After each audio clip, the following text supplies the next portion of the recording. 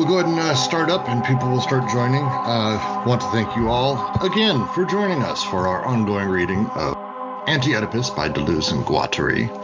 We are slowly finishing Chapter 2 and moving on to Chapter 3, which is going to be, I think, more exciting for myself because we're starting to get out of the deeply clinical, heavily Guattari-infused sections that I don't understand.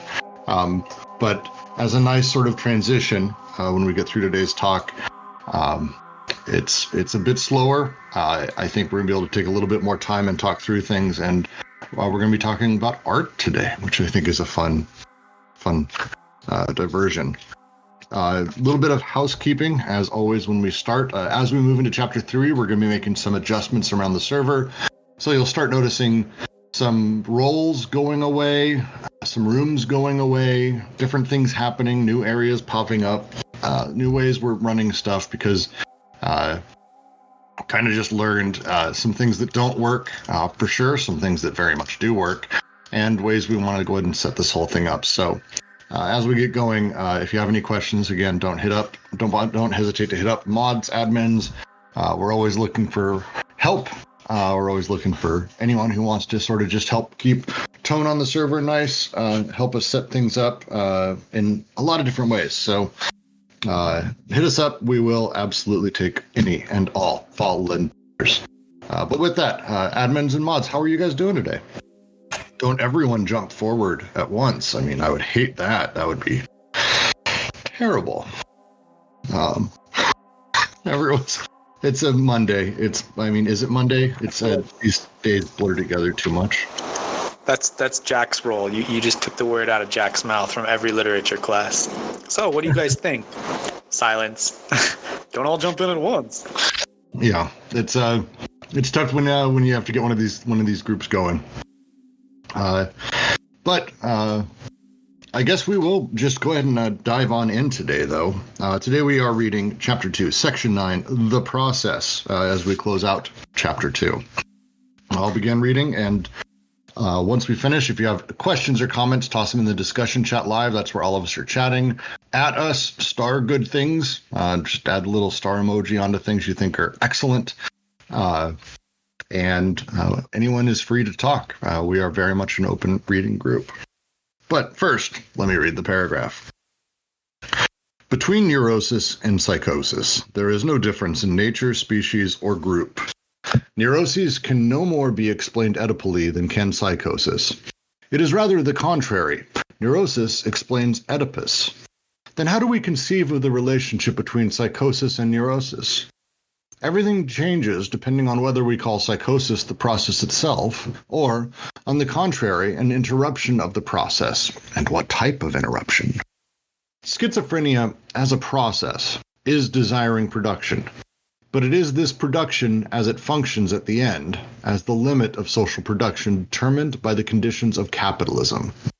It is our very own malady, modern man's sickness. The end of history has no other meaning.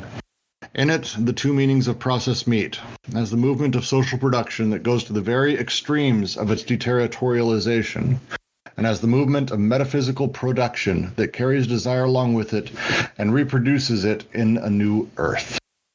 The desert grows, the sign is near. The schizo carries along the decoded flows, makes them traverse the desert of the body without organs, where he installs his desiring machines and produces a perpetual outflow of acting forces. He has crossed over the limit, schiz, which maintained the production of desire always at the margins of social production, tangential, and always repelled. Go ahead, please. I mean, here they talk about, I think the key thing is, they start with the word process. So just to go back to Chapter 1, right? Without any impetus worked back on by a body without organs, desiring production is understood as a process first and foremost, right? They give a good example of this with the table. So the schizophrenic table that's constantly being produced and it never reaches the product identity of a table. It's in the process of becoming a table. It's never actually a table, because you need a body without organs to imply the disjunction in order for the product identity of the table to be given, right? So it's the process of continuing grafting on production onto production itself, which is how they understand a process. It's they describe the table as never being a complete table. It's never an identity of the table. It's just this grotesque thing. I can't describe it as well as they do. I think I'll try to have to get that quote back, but that's exactly what they mean by process, right? That idea that it's this constant becoming, in that sense, that has the process of production always grafted on. And I mean, so that's like the schizophrenic process for them, for a certain degree. That's Judge Schreber's scroll. Now, the ending of a process is what they denote like paranoia, right? That's the autistic rag produced in a mental institution, something like that. That's the end of the process. So I mean, also here for the first time we get the infamous reference of the new Earth, which is what they're going to reference throughout the book. Ontological incompleteness is all Zizek's thing, so I don't think we need to go there yet. But that's, I don't think so, because that ontological incompleteness is already very Lacanian, so we can't go there. But the thing is, they already mentioned the new Earth here, and the new Earth is is what they're going to talk about a lot later on in chapter 3. But that's essentially what they mean by a sort of liberation, right? I mean, it seems to me that that's the direction that they're heading. The line the schizo carries along the decoded flows makes them traverse the desert of the body without organs, where he installs desiring machines and produces a perpetual outflow of acting forces, feels to me like it's emancipatory, or at least aiming towards that direction. The schizo who has passed beyond the limit, as they say, the schiz, which I'm not sure I'm even comfortable saying out loud for some reason. It's such an odd word. But yeah, no, to me, it feels like they're talking about it as an emancipatory process. Right. I mean, I think they refer to the new. I've not read the whole book, but they refer to the new Earth in the sense that it's. It's what if you've seen that famous diagram, right? The way they surgically replace dialectics with psychoanalysis and stuff like that. The diagram on 287 shows like that's the process of the flows being decoded to the new Earth. They say that the nightmare for any society is the decoded flow, because that's almost you don't have the sort of semiotics to understand what the hell a decoded flow is almost when you're listening to a schizophrenic speak. So. I mean, it's sort of it's very alien, and it's almost novel or avant-garde to a certain degree. Yeah, no, I think, and to just say very, very carefully, I'm not sure it's when you say it's a nightmare to any society, it's a nightmare almost to the body without organs, the standard, the how to put it, the hegemony that exists. Society, I feel like it's such a loaded word. I'm trying to figure out a better way to put it. But I agree with what you're saying. I'm just trying to figure out a better way to phrase it. Anyone else have other thoughts before we move on? What I like about this paragraph is the way that it's like it situates schizophrenics as like at this sort of intersection between the social production and their own sort of desiring production, which means that schizophrenia isn't exactly like something inherent to that individual, right? It's this result of that sort of interplay between the social and the individual, right? And so it's not like they're glorifying schizophrenia when they talk about how schizophrenia is desiring production at its end. It's more that they're saying that these people with this illness aren't inherently ill, like there's nothing wrong with their brain. It's this sort of intersection between, the complex social forces that they're forced to interact with. Yeah, I mean, I think that's exactly that's the whole thing of anti-psychiatry taken from R.D. Laing and stuff. So there's no real, the subjectivity is always produced as a secondary of the codings of desire and the movement of desire. So you're very much right in that regard that it's always outside of you that something like this happens. There's there's always an impact from outside that, there's no real aspect of Hugh being schizophrenic from nature that they're referring to, because they don't really agree with that, right? Because you don't know what's there on the primordial level.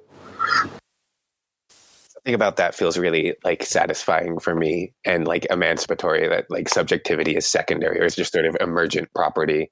That's I love that. Oh yeah, I mean, definitely. I think that's perfect because, I was diagnosed with ADHD, but, what if the problem was not with me? What if the problem was the class was just really boring? Would anyone like to read the next chapter? Next paragraph, sorry. I keep just saying that for some reason. Or Jack, did you have thoughts? Oh, yeah, I just had a quick thought about the passage we just read.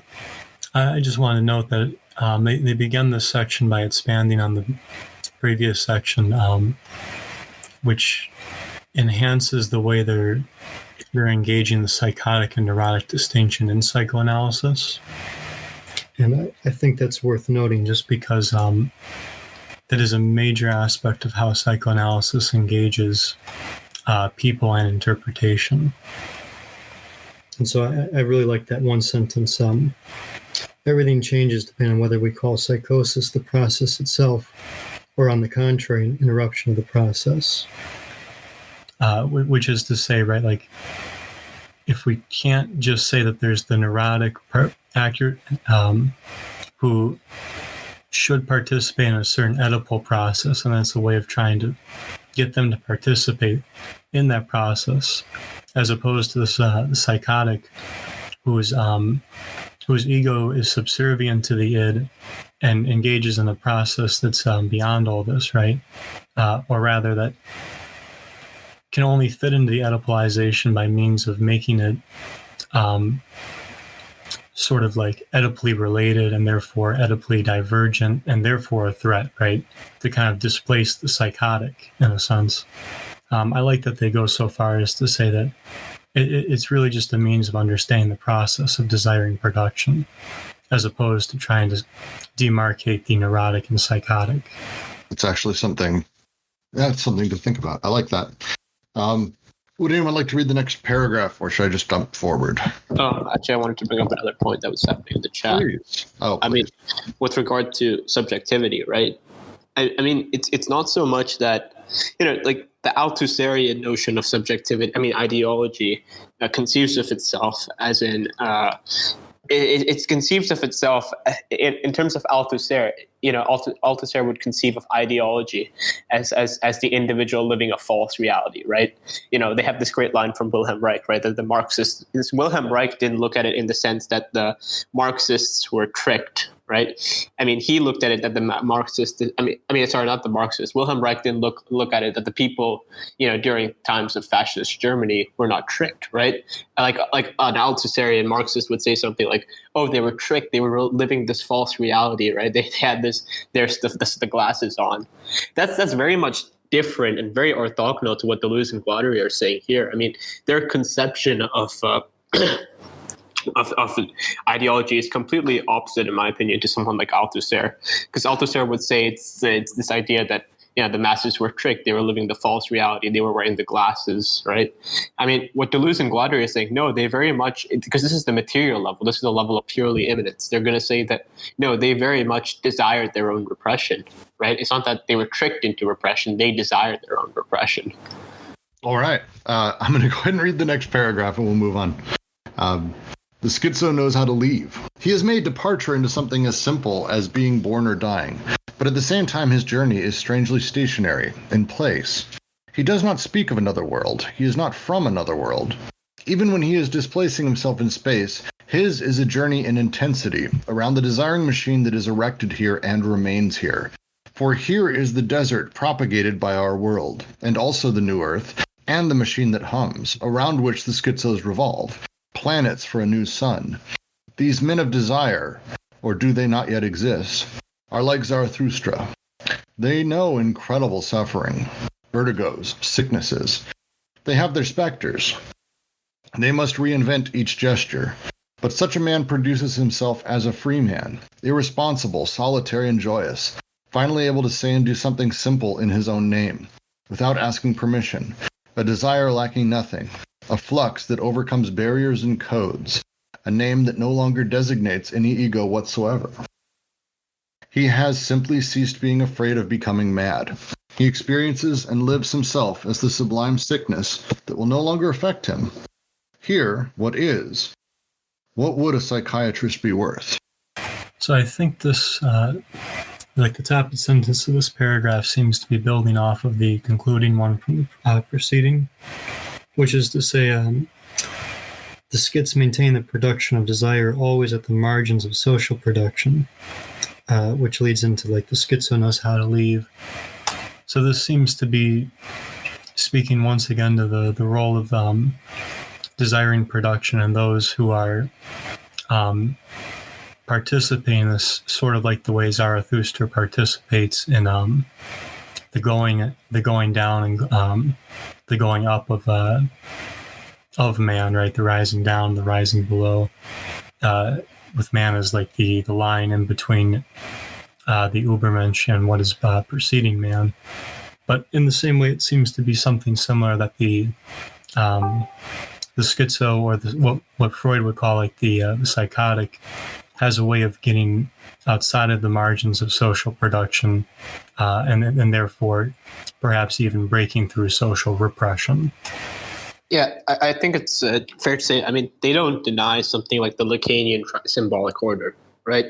What Lacan called the symbolic order. They don't deny that. But they say that the schizo is outside the symbolic order, which is, I think, a key thing for them. The audio recordings are recorded on SoundCloud, by the way. But the schizo is outside the symbolic order, and so that's why that whole idea of the decoded flow and being the nightmare of societies, it's almost it's incomprehensible to a certain degree. I mean, I think this idea of like this free man thing, I think it's explained best when they talk about the inclusive disjunctions on the body without organs, that notion of the either or.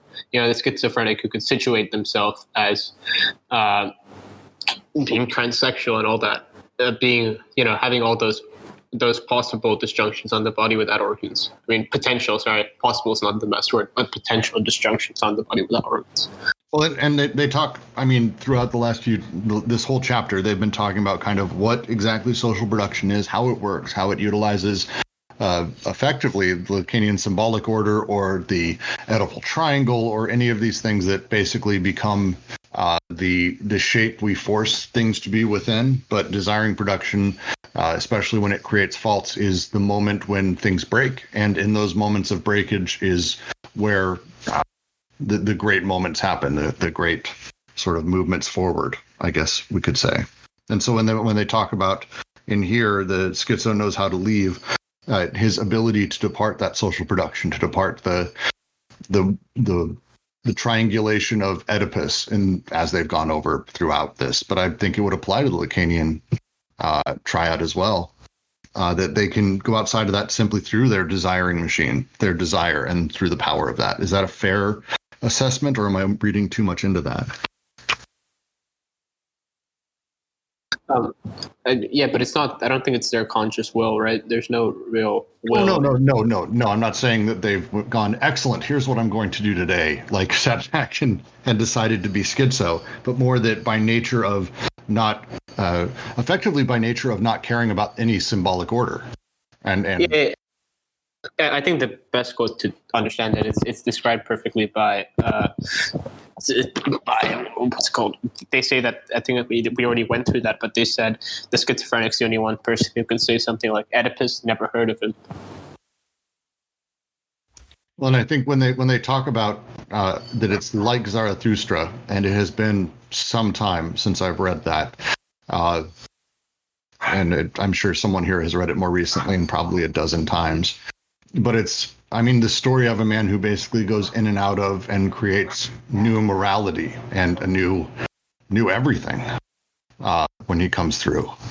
And so the idea that Zarathustra is effectively one of these, that this new creation of morality, the new way that the world can be seen, that God is dead, body without organs is dead, I suppose, comes through as sort of that core message. reevaluating everything, throwing all of the old morality, all the old symbolic order, all the old ways that we've thought about stuff, trash it, not intentionally because the schizo is not self-aware enough and not doing this by his own will. He simply exists as a conduit basically for his desires, unbridled by symbolic order chaining him down. To speak to how kind of I read Zarathustra, or at least what I remember, it's been like a decade. So there. So Zarathustra is waiting for the Ubermensch. And what's interesting about the Ubermensch is that they're the ones closest to the earth. And so they're not seen as, a new kind of dominating figure.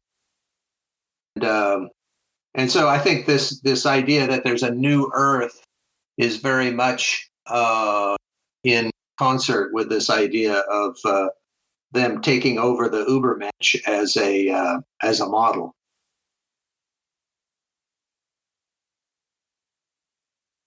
I'm going to ask a related question. Sorry to jump in. So the Ubermensch are seen as closer to the Earth. Again, been too long. Can you expand on that? Well, when Nietzsche came up with this idea, later interpreters said that they were the supermen, right? Right. And so then a lot of the commentaries debunk that idea that the Ubermensch was some kind of Superman. Actually, I like a science fiction book called The Game Players of Zan. And I can't remember the author of that, but in that the author gives a picture of what the Ubermensch might have been like, kind of in the 1960s, as a kind of like next thing along the evolution of humanity. And so that's the kind of idea that Nietzsche had, which was, if Darwinian evolution is true, then there has to be the next evolution of humanity. What is that like? And his idea of it, interestingly enough, was that those people who are the Ubermensch are going to be closer to the Earth, not lost in fantasies of power of controlling the Earth. All right. Okay. So, because and I know there's a lot of different ways of reading Nietzsche. But the idea of the Ubermensch being a bridge between the animal side and what he called the man side, the side that lived inside of ideas, interesting. I think just to make a quick point before Varun jumps in, I think I want to be careful there because I don't know if Nietzsche is a Darwinian in the sense that the Ubermensch, I don't think it's something biological. Like what I remember from book one of the text is that Zarathustra comes down and he talks to a saint, and he leaves the saint after thinking to himself, what a lovely old man, if only he had known, or if only he had heard, since he has clearly not heard, that God is dead. And that sort of announces what is being left behind and the old way of going into the mountain and being an ascetic and doing that level of that work where he goes into the city and Zarathustra announces, he gives all these soliloquies. And what I recall is the Ubermensch is going to be what is beyond man. That is to say,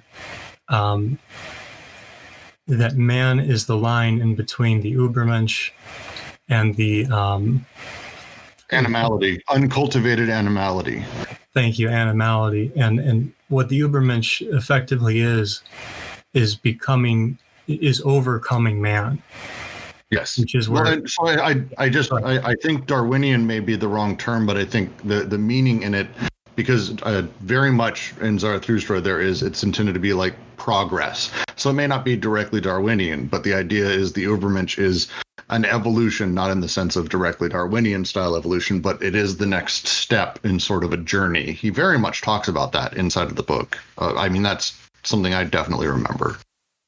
So it may not be directly Darwinian, but it's definitely a thing of progress in the same way that you could say the Hegelian dialectic is intended to be about the progress of ideas and the process towards something better. It's similar. I know I just mixed Hegel and Nietzsche, and now I've got to be struck down by someone in philosophy for what I've said, but just like as a comparison point.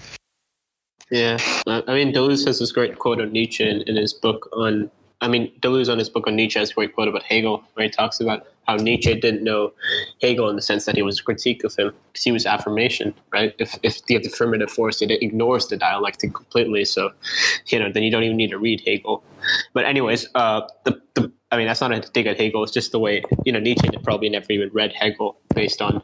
I was not trying to make an actual line between them. I was just trying to make right the concept, the idea of using the word Darwinian. I don't think is necessarily bad. I think the term is.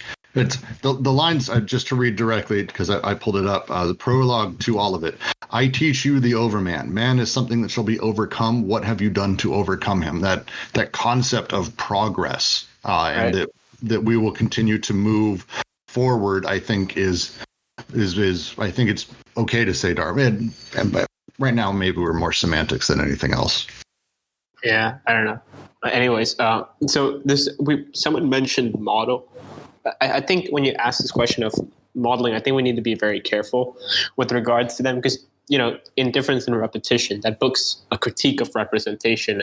And I see Anti-Oedipus as a direct continuation of that critique of representation.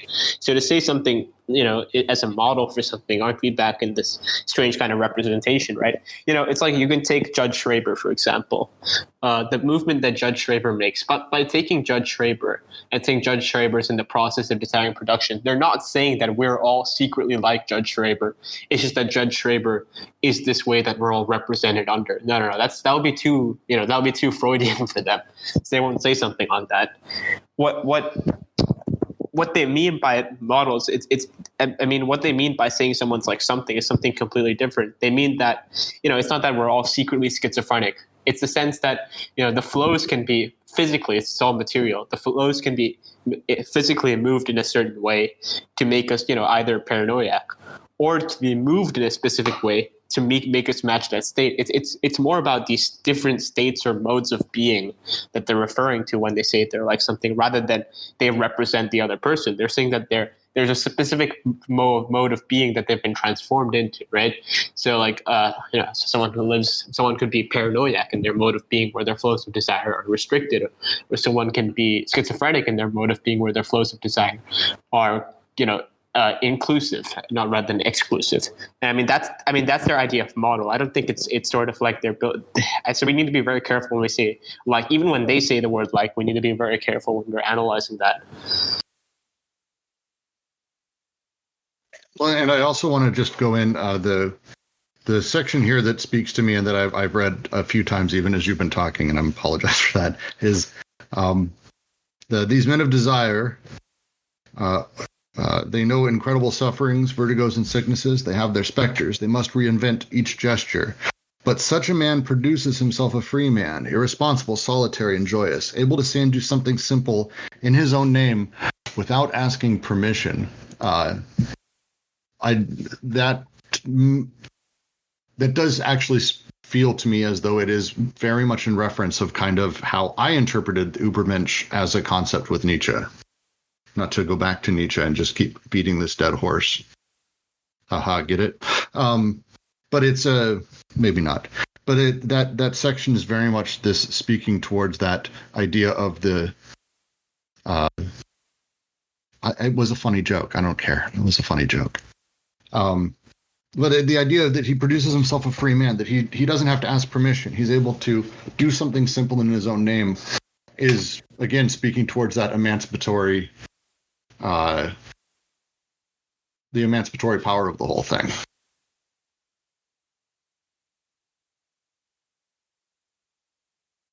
Maybe. I just like that line. I really just like that line. The idea we would be able to forego social production and maybe this is why it speaks to all of us, the idea we could forego the symbolic order that we're trapped in, the repression that we exist within inside of society, and do something just simple for ourselves without having to ask permission. Such a simple, easy thing to want. Would anyone like to read the next paragraph? Excellent. Mac, why don't you? I'll volunteer. In the whole of psychology, only Jaspers, then Lang, have grasped what process signified, and its fulfillment, and so escaped the familialism that is the ordinary bed and board of psychoanalysis and psychiatry. Quote, if the human race survives, future men will, I suspect, look back on our enlightened epoch as a veritable age of capital D darkness. They will presumably be able to savor the irony of this situation with more amusement than we can extract from it. The laughs on us. They will see what we call schizophrenia was one of the forms in which, often though quite ordinary people, the light began to break through the cracks in our all too closed minds. Madness need not be all breakdown. It may also be breakthrough. The person going through ego loss or transcendental experiences may or may not become, in different ways, confused. Then he might legitimately be regarded as mad. But to be mad is not necessarily to be ill, notwithstanding that in our culture the two categories have become confused. From the alienated starting point of our pseudo-sanity, everything is equivocal. Our sanity is not true sanity. Their madness is not true madness. The madness of our patients is an artifact of the destruction wreaked on them by us and by them on themselves. Let no one suppose that we meet true madness any more than we are truly sane. The madness that we encounter is patience. The madness that we encounter in patience is a gross travesty, a mockery, a grotesque caricature of what the natural healing of that estranged integration we call sanity might be. True sanity entails, in one way or another, the dissolution of the normal ego. End quote. I think I would like to just read the footnote to this, because I think it explains some of this very well. In a closely connected sense, Michel Foucault announced, perhaps one day, one will no longer know clearly what madness really was. Our toe will belong to the ground of our language and not to its rupture. Everything that we experience today in the mode of the limit, or the strangeness, or of the unbearable, will have joined again with the serenity of the positive.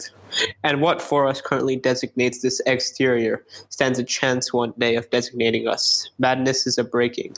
Its kinship ties with mental illness. Madness and mental illness are ceasing to belong to some anthropological entity. Ooh, I like that. What is that from? It's R.D. Laing's Politics of Experience. Well, LibGen, let's see what you've got for me today. That's excellent. That's really great, actually. Oh, wow.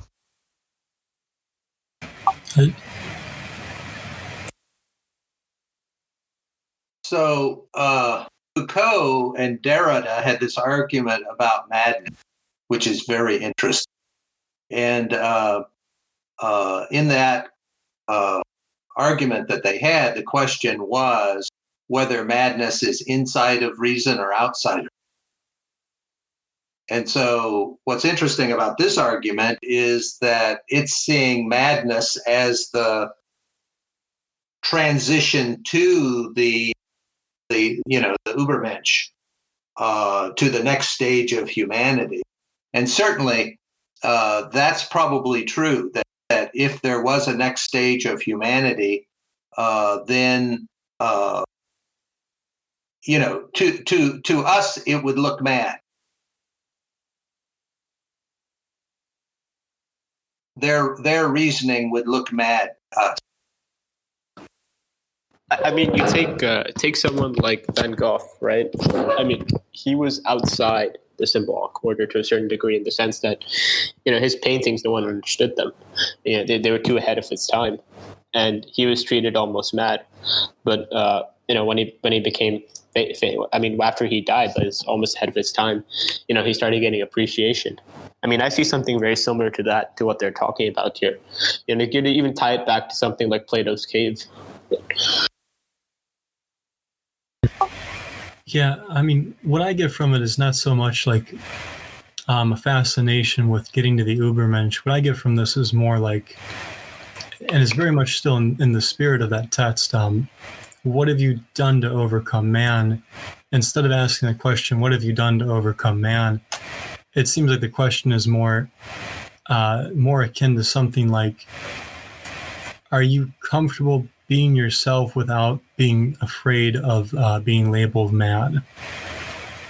And I think that might be a little bit of a rough way of phrasing it, but I think that's the question they're kind of poising here, especially in the sense that madness is contextually established, and in a Foucauldian sense is institutionally ordained, right? And in the same way, I think he's got a point here.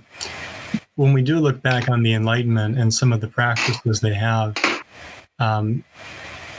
Foucault is right. We do look back on them as the rational people being, in a sense, madder than the people they were trying to cure. So there definitely being an irony to that too. Right. I see this entire section to a certain degree, almost them describing like the avant-garde or something like that. Yeah, I can see in the avant-garde in the sense that like just being on the cutting edge means just being comfortable in a sense with the I don't want to reduce it too much, but I risk making it a platitude.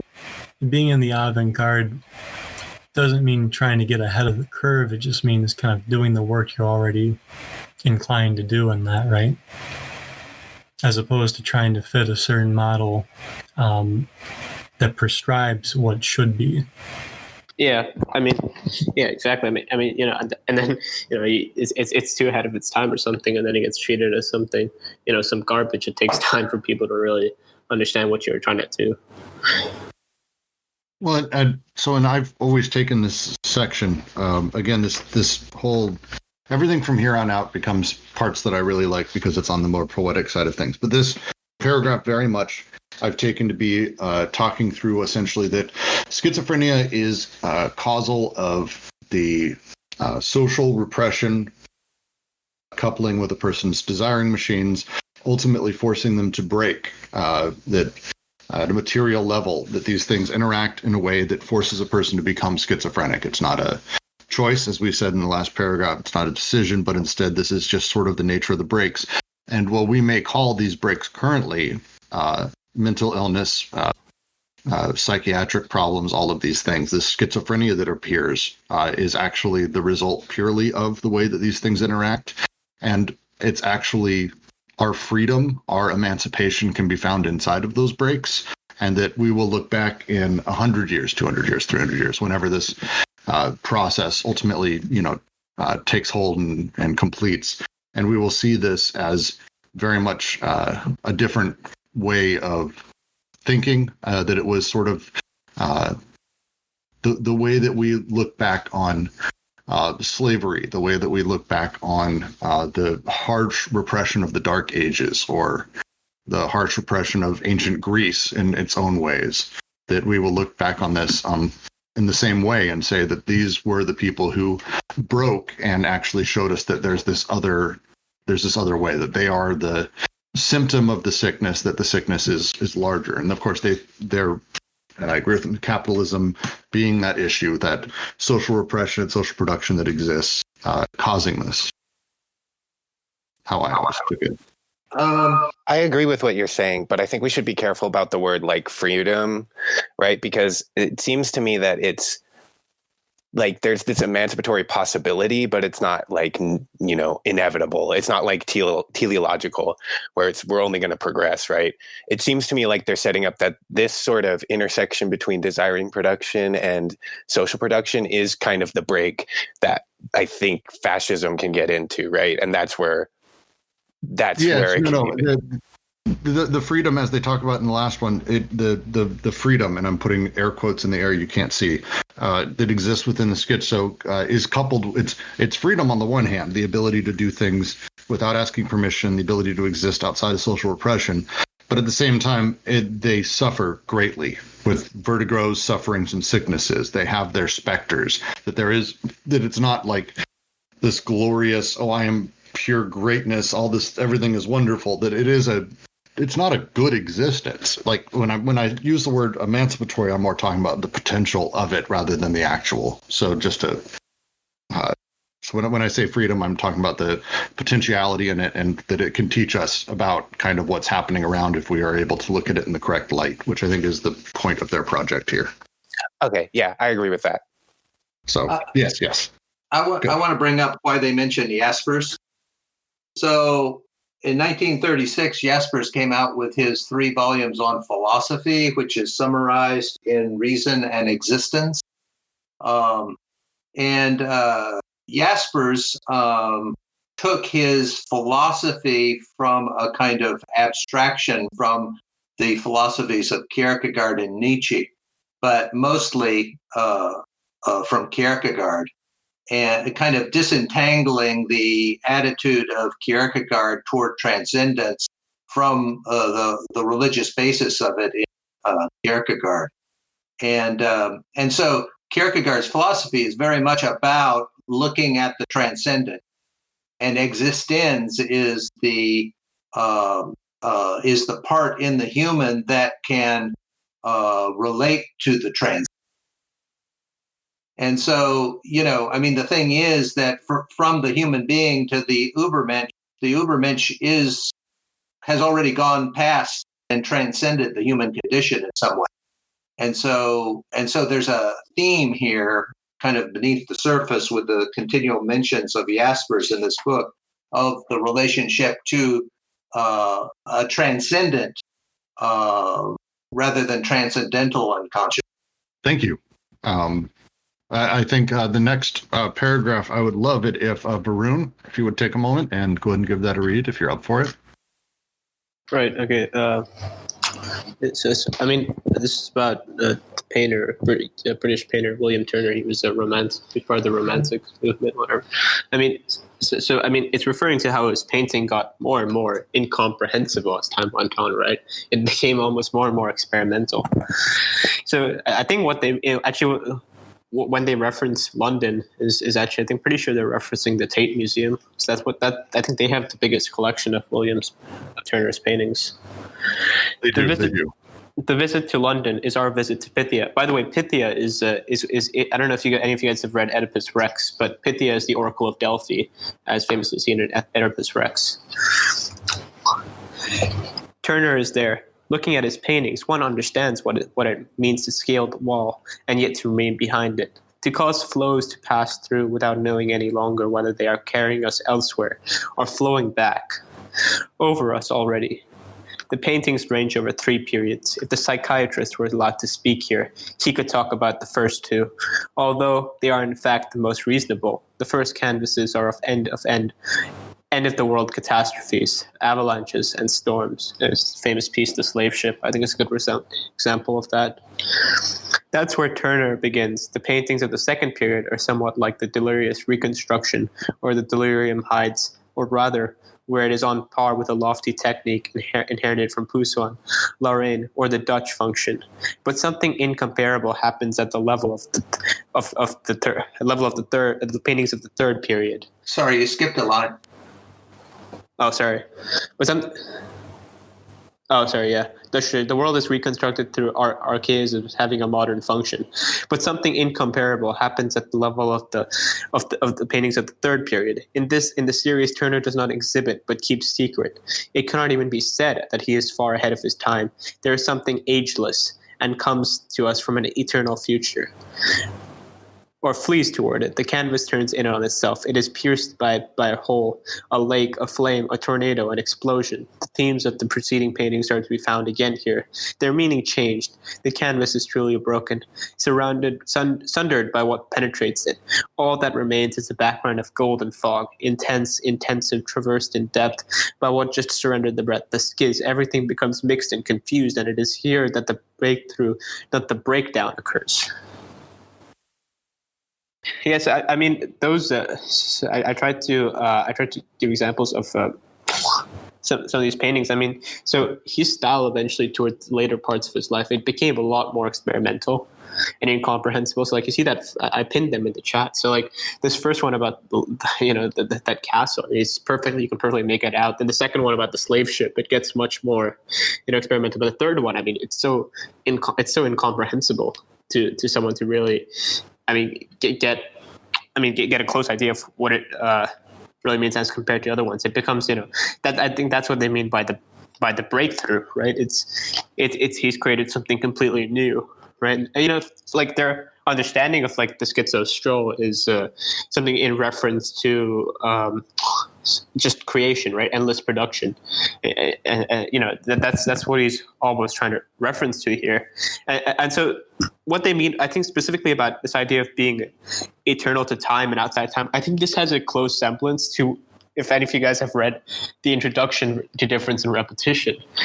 Deleuze talks about the untimely, and he references like a novel by Samuel Butler, which actually first appears in a lecture given by Raymond Rouillet.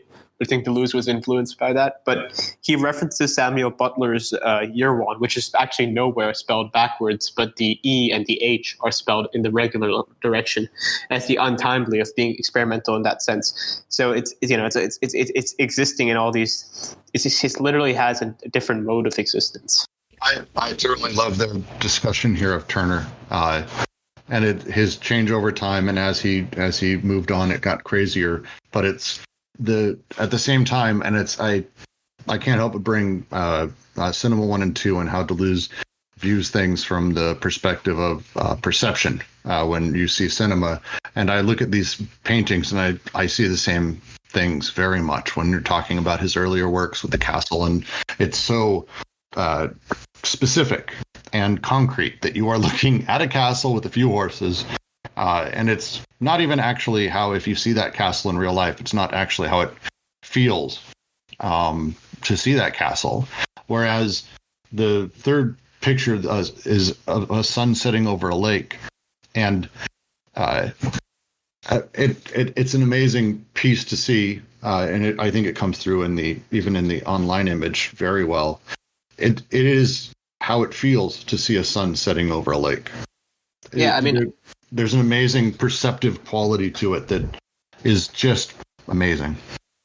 I don't want to get super into this right now, but there's a really great lecture you can find that Deleuze gave on Spinoza, on how he differentiates Spinoza's aspect of capital I idea as being representational, and the capital A affect that Spinoza calls affect being non-representational, and it goes hand in hand into some of this. I think it's a great lecture to check out with regards to something like this. Yeah, and at some point I think we're going to have to do a reading of Bergsonism. We're trying to set up for Cinema 1 and 2, and I think all of these just apply, but it's really worth, if you get a chance, if you head to the museum's website. God damn it, dropped my brain. Name the museum, Varun, please. Tate in London. Thank you. It has the biggest collection, I think. If you happen to be in London, it's absolutely worth going. If you happen to be online, they have everything online, and it's worth going through and looking through. All of Turner's works are there, and there are a few that are, I just find them just completely beautiful. Just beautiful. I'd like to give a quick note before we move on. Since we're talking about the process, there's a few processes we can observe in this passage. One would be, in this case, going to London or Pythia, right? Like a sort of process of a journey, or even like this kind of a idea of like going to a cultural institution and looking for some level of inspiration there. But There's also the process of creating paintings in that. If you very often we hear artists and writers, whether they're academic or not, talk about the creative process and what they do to do these works. But I think the process they focus the most on here is the sort of the process of process in Turner's work, which seems to be the progression from these three waves, the first being like a depiction of like a sort of intense, almost catastrophic nature. Things like avalanches, right? So very intense sort of, I don't want to call it floodings, but fluxes of movement and mass, to an almost anachronistic way of looking at things in modernity, right? Like, so like, I think we were talking about the castle that we find in our contemporary world today, and this, like, Deleuze calls it an archaism. I would call it almost anachronistic in the sense that it doesn't belong, but there it is. And in that sense, it can be also understood as archaic and part of a historic materiality. And then the third phase being this way that this is all, right, so it's a movement out of a sort of catastrophic flows of nature, out of into sort of an anachronistic landscapes, in that, into a sort of like a reevaluation of the two, and a sort of at the level where the form of the canvas breaks. That is to say that one goes beyond the medium in a sense, but one, I think to be clearer there, they go beyond the ideas that come with the medium or the forms that are given to them. Like an easy example of this from a literary perspective would be E. Cummings' engagement with sonnets. But I think that third movement in this process of the creative process at this like larger long-term sense is kind of critical in this paragraph. Right, I mean, you can name like hundreds of like artists and stuff, like the big ones like Marcel Duchamp, for example, right? He's also mentioned a couple times in this, like Joseph Cassuth, all those people. But also, just before we move on, just point out the language once again that they use at the very end. Everything becomes mixed and confused, and it is here that the breakthrough, not the breakdown, occurs. The breaking moments of these machines and of the repression, they've talked about how it happens many times throughout this chapter. In this specific section, they are hammering home the idea that when these breaks happen, they are not breakdowns, they are breakthroughs, that they are moments where we're able to see light shining through from whatever that may be. Plane of eminence would be my guess, but everyone's got their thoughts. I'm going to go ahead and read the next section, and we'll just keep charging ahead because it continues, I think, mostly these same thoughts. Strange Anglo-American literature, from Thomas Hardy, from D.H. Lawrence to Malcolm Lowry, from Henry Miller to Allen Ginsberg and Jack Kerouac. Men who knew how to leave, to scramble the codes, to cause flows to circulate, to traverse the desert of the body without organs. They overcome a limit. They shatter a wall, the capitalist barrier. And of course they fail to complete the process. They never cease failing to do so. The neurotic impasse again closes. The daddy-mommy of Oedipalization. America, the return to the native land. Or else the perversion of the exotic territorialities. Then drugs, alcohol, or worse still, an old fascist dream. Never has delirium oscillated more between its two poles. But through the impasses and the triangles, the schizophrenic flow moves, irresistibly. Sperm, river, drainage, inflamed genital mucus, or a stream of words that do not let themselves be coded. A libido that is too fluid, too viscous, a violence against syntax, a concerted destruction of the signifier, nonsense erected as a flow, polyvocity that returns to haunt all relations. How poorly the problem of literature is put, starting from the ideology that it bears, or from the co-option of it by social order. People are co-opted, not works, which will always come to awake a sleeping youth, and which never cease extending their flame. As for ideology, It is the most confused notion because it keeps us from seizing the relationship of the literary machine with the field of production, and the moment when the emitted sign breaks through this form of the content that was attempting to maintain the sign within the order of the signifier. Yet it has been a long time since Ingalls demonstrated, already apropos of Balzac, how an author is great because he cannot prevent himself from tracing flows and causing them to circulate, flows that split asunder the Catholic and despotic signifier of his work, and that necessarily nourish a revolutionary machine on the horizon. That is what style is, or rather the absence of style, asyntactic, agrammatical, the moment when language is no longer defined by what it says, even less by what makes it a signifying thing, but by what causes it to move, to flow, and to explode. Desire. For literature is like schizophrenia, a process and not a goal, a production and not an expression. I think there's a couple things here. I mean, there's some elements from the logic of sense also. There's some elements from difference and repetition. There's some elements even from like their future works in 1,000 Plateaus and stuff. They start by giving the examples of, like the beat poets, for example, like Allen Ginsberg and Jack Kerouac and stuff. And I wonder. I think there is an interesting discussion also to be had about the fact that they pose about literature. I think Kerouac and Ginsberg and people like Burroughs. I think their books were banned a lot back in the U.S. at a time like that because it was apparently. Yeah, I'm pretty sure part of it they're talking about that too. But I mean, specifically this idea that writing is not expressive. I think this is best understood in that. And if you guys have read that opening chapter from 1,000 Plateaus, I'll just like to read it out now because I think it explains perfectly what they mean by that the book is not expressive, and it's specifically to do with the idea of that the book's not representational, right? They don't believe in that hermeneutics game that psychoanalysis plays, right? The book is not. It's not supposed to, you're not asking what does the book mean. You're asking what does the book do and what does the book have the potential to do. That's how art gains its meaning. The fact that it does something, right? It has some affect and it has a cause and effect to it. So we will never ask what a book means as signified or signifier. We will not look for anything to understand in it.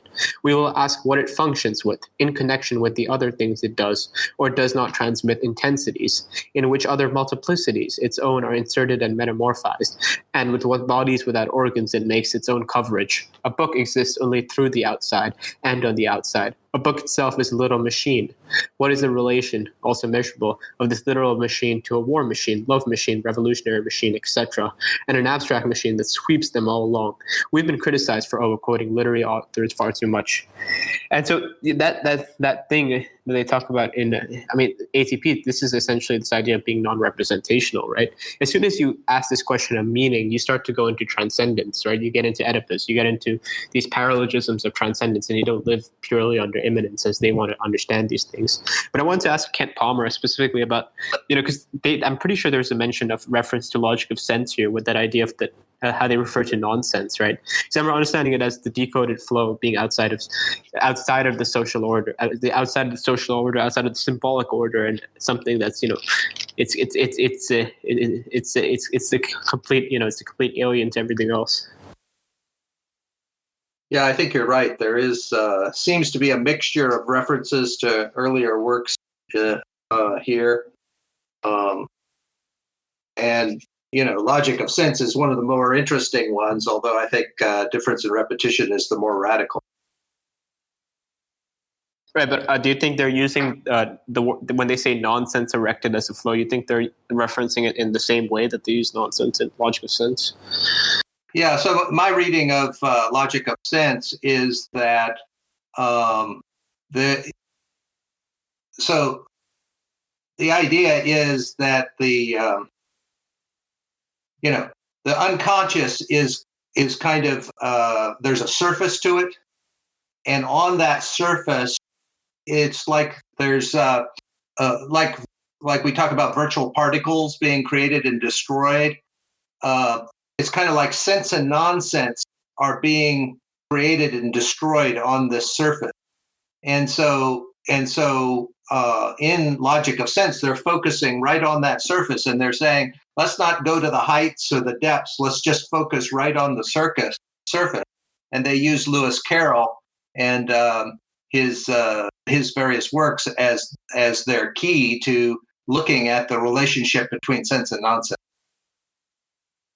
Right. I mean, so there's actually a line that I would like to pose for a deeper discussion, other than this idea of difference in repetition, like the non-representation of difference in repetition and logical sense. I think there's one key line here that refers directly to, social production. How poorly the problem of literature is put, starting from the ideology that it bears, or from the co-option of it by a social order. People are co-opted, not works, which will always come to awake a sleeping youth, and which will never cease to exceeding their flames. I mean, so I at least there's an interesting conversation going on in chat right now, but I think they're referring to the idea that, these books get banned, right? Like Howell went on Allen Ginsberg's Howell went on trial and stuff. So I'd like to hear what other people's thoughts are on this matter. Well, for me, the section that my brain sticks on is when he talks about the inability of all of us to be able to place literature inside of its production and attach it to production properly. And it's a thing the quote, "As for ideology, it is the most confused notion because it keeps us from seizing the relationship of the literary machine with the field of production. And the moment the emitted sign breaks through this form of the content that was attempting to maintain the sign within the order of the signifier." I mean, this is one of the things, of course, Zizek in his book very much hammers on and really goes after loose work because it's kind of antithetical to what Zizek's. Yes, I know, Varun. Fuck Zizek, you don't care for him.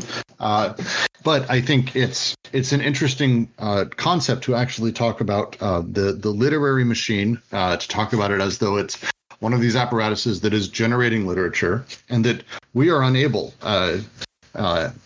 It keeps us, I think he's talking about the royal us, from seizing the literary machine with the field of production.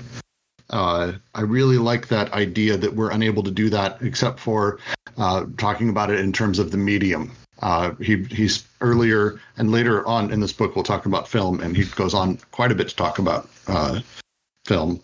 But going through all of these different mediums and talking about kind of their signifiers, their meanings, and all of those things, the ability for us to or sort of talk about the literary machine itself and what it's producing in terms of meaning outside of ideology, I think is an interesting concept.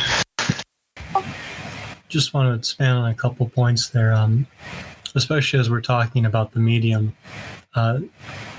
This past Saturday, we finished our discussion of William Blake's The Marriage of Heaven and Hell. And one of the things we discussed is the way that, so I'm not going to go too far into it because it's a very dense section of the work. But Blake has this image where the narrator takes an angel to their eternal lot, which is supposed to be, in a way, sort of like their sort of eternal fear and anxiety, right? In the same way that we question is our eternal lot heaven or hell? In this way, the narrator is showing a kind of hell to this angel.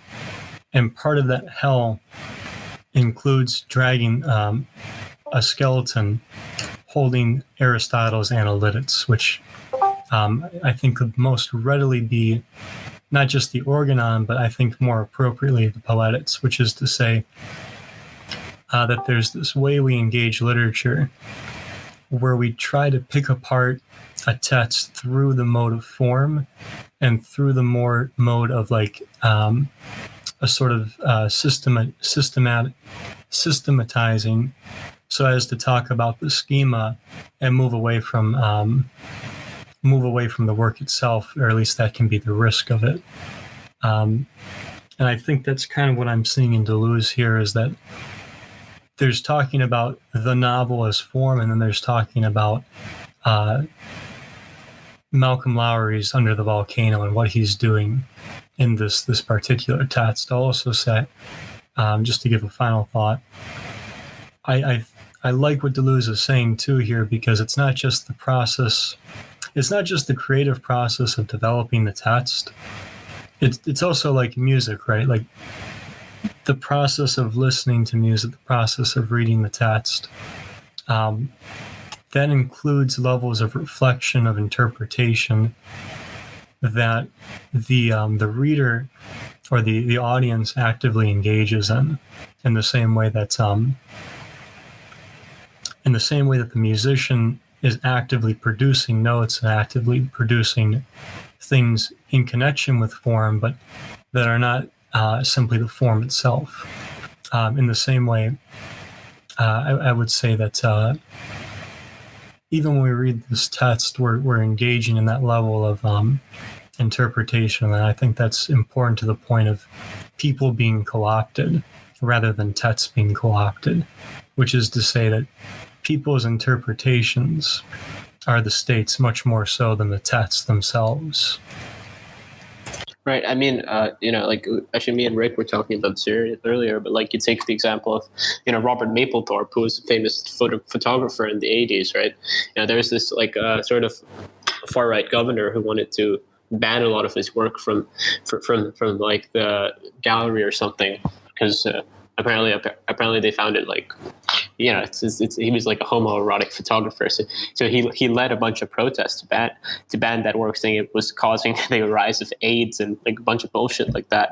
And, there's like a similar thing happened to the left last year. I think, the same thing happened, like a bunch of people wanted to ban the Joker movie almost, so it's sort of like, I think that's what they mean by art getting co-opted, right? It gets banned. So on the left we had like the Joker movie, and the right we had a lot of great photography by Robert Mapplethorpe. But I mean, I'd be curious though. What do you mean by the word form, right? Because we need to be careful what we mean by because it's I think this is the whole schema that he builds up in difference and repetition with the idea that it's you can't understand something from what it is. You have to understand from what it does and what it has the potential to do. So I'll give a very quick answer. By form, I mean something like the novel, something like plot structure, something like the literary devices of symbolism, of metaphor, of hyperbole. These are elements of form. These are elements of literary devices that we use to talk about the books we read. And so, I don't think those are off the table, but I think we have to be... I think what Deleuze is talking about is that things don't stop at the literary device of hyperbole. That is to say, if we're going to talk about, say, Blake's use of symbolism, we have to be careful not to try and place everything in the context of the sort of discourse of symbolism itself, and thereby negate the work that we're actually discussing. Or rather, if we're going to draw on symbolism to understand Blake, it's going to have to be in relation to this this kind of production that Blake is engaging in as an author. Right. I mean, I think that's the whole Roland Barthes thing, and I think like a bunch of post-structuralist literary critics like Derrida would agree with you there. I mean, the key thing here though is that the book cannot be the book is not representational, right? The book is something that does something and produces an affect, right? That's the relationship between that, and a thing is only you can only understand the identity of a thing through the affects, or like the ontological condition of a thing through what it produces or what it has the capacity to produce. So I think I'll agree with you then. Wouldn't he? I mean, it seems to me that he's throwing all of these things that we're talking about, or that Jack just went through, under the sort of under the enveloping concept of the literary machine. That these things are, as a literary machine, these are the parts of the apparatus that ultimately generate literary, or that make that thing a reality, and that by when the admitted sign breaks through this form of the content that was attempting to maintain the sign within the order of the signifier, that's the moment that the desiring production happens. Or maybe I'm misreading. So that's why I use the example of Blake and the Analytics, where it text about how to understand literary machines in Deleuzian terms, where it text about how to understand literary machines. becomes the new medium of understanding literary machines, right? So now instead of reading Prometheus Bound and trying to understand what Aeschylus is doing, but also understanding what's going on when we read it and our interpreting of it and our engagement with the text, we start to rely on notions like, oh, well, this is Prometheus's hamartia, and so then this must be the anagnosis. And you start building this thing, and then you're like, oh, yes, so this must be Aeschylus warning us not to go against the gods. And like you can make that sort of argument and say, right, like the Greek tragedy is just working to sort of warn people what not to do. But the problem with something like that is then you get completely outside of the text, and now you're dealing with a very Aristotelian take on the text, which you can still argue for, but it's going to be difficult when someone comes back and says, actually, I think Aeschylus is saying we need to go against certain powers, right? I don't think Prometheus is really damnable, right? And so that kind of larger discourse I see is what Deleuze is talking about here. Okay, fair enough. Okay. Right. But I think at the very basic level, it's this whole idea that, you can't understand something to the transcendence of representation. You only understand it through its immanence. I think that's what he means by the book being like schizophrenia. Yeah, that's why people have to be co-opted rather than texts, because people plug into the text. Right. If you co-opt the text, then that becomes another representation. Yes. Okay, that makes a lot more sense. Because we're talking about how things plug in and out of each other, again, with the flows of desire, the flows of repression, flows of everything. And so, okay, that's starting to make a lot more sense to me. Thank you.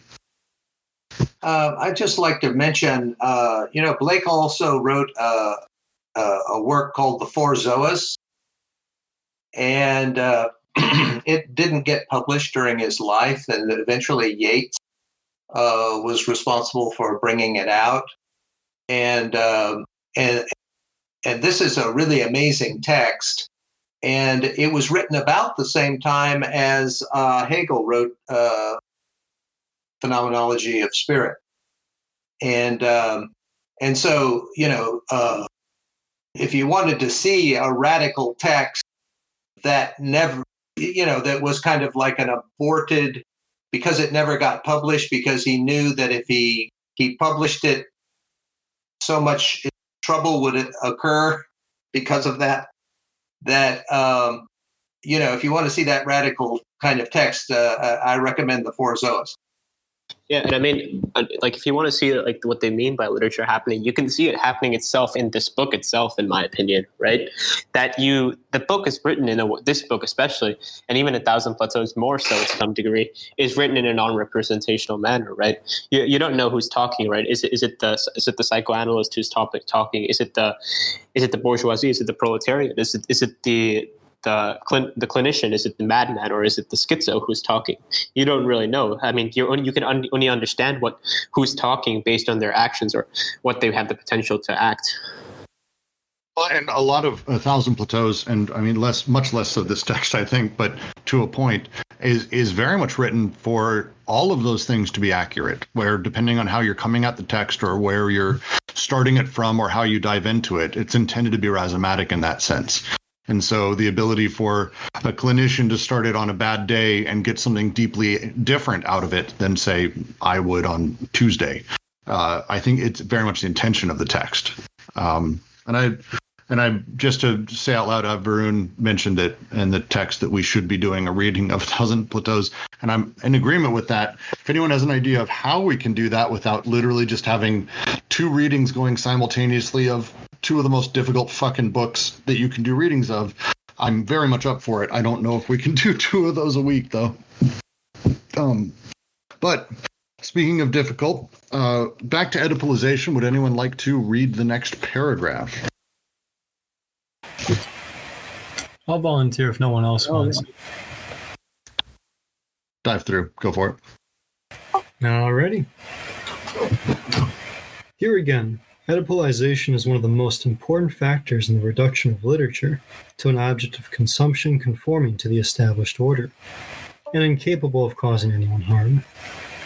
It is not a question here of the personal Oedipalization of the author and his readers, but of the Oedipal form to which one attempts to enslave the work itself, to make of it this minor expressive activity that secretes ideology according to the dominant codes.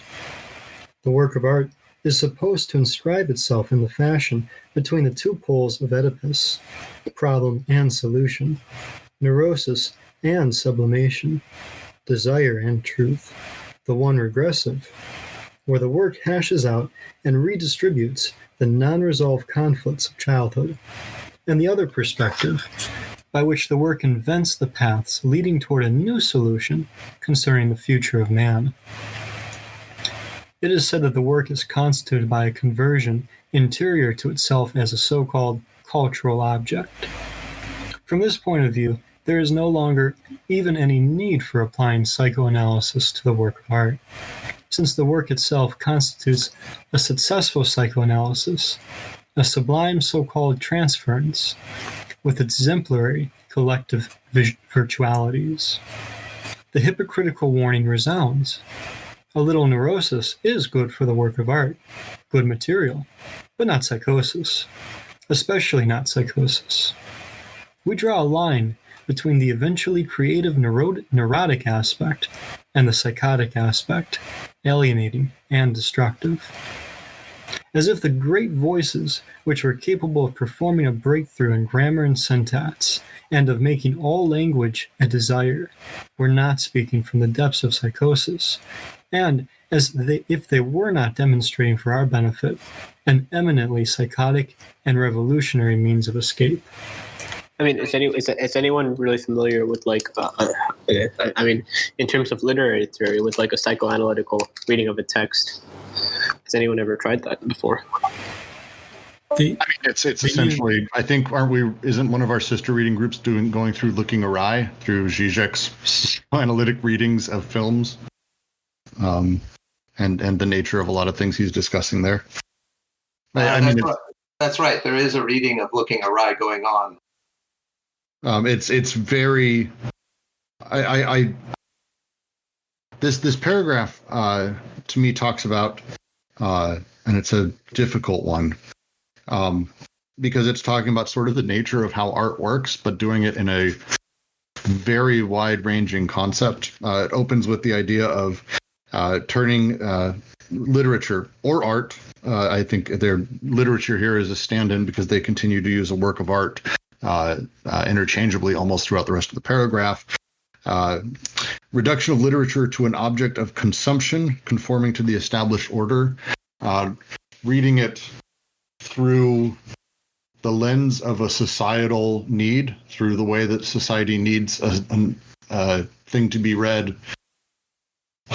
This is, again, and I know you guys just are going to love who I'm about to bring up, but Zizek deeply talks about this through a lot of his readings through popular culture, and it's one of the things I very much have always loved about his insight into the way that ideology plays a factor into how these pieces are made and how people perceive them.